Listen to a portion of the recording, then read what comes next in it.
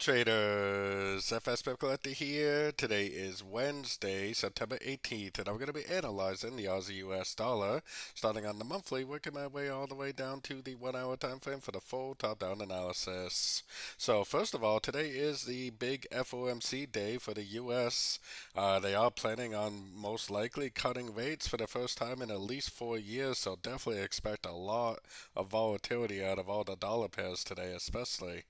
And I will be live streaming on YouTube for that news event, so definitely make sure you stop in and check out my YouTube live stream.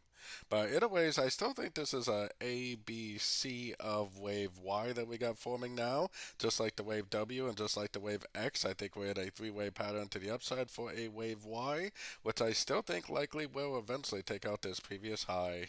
So taking it down to the weekly time frame. On the weekly time frame, I mean, to me, it definitely looks like this is an A over here, three waves down for a wave B.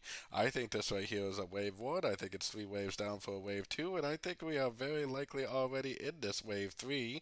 And I think this wave 3 is just going to keep on making higher highs, higher lows, at least on these high time frames.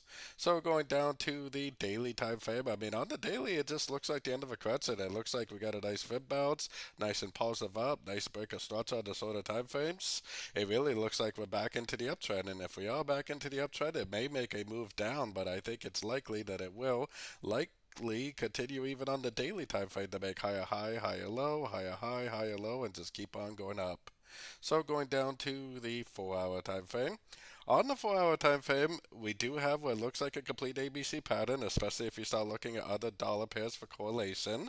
We are sitting at the 78% fib level, so if today's news does cause a move down, if it does break structure and hold below structure, not just a spike reversal, then I would consider maybe taking it as a short, because I think the whole world is going to expect the US dollar to go down because of the rate cut, and because of that, I think there's a good chance that the US dollar may actually push up at the news.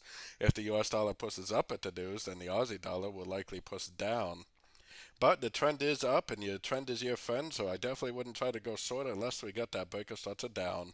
Going down to the 1 hour time frame, like I said, we're at the 78%, so if it goes down, if it breaks and holds below that structure, then I definitely think it'd be worth looking for sells from that point on, trying to get in on pullback entries, because most likely that's telling us that the higher time frame correction is actually not over. But I would be still very cautious about sorting it.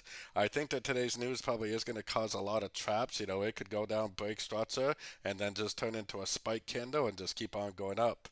So be very, very, very cautious at the news. And like I said, I will be live streaming at the news, so make sure that you stop in and take a look at my live stream for my latest opinion on your favorite pairs. So don't forget to join my free Discord group, which is linked over here in the corner. And as always, thank you and happy trading.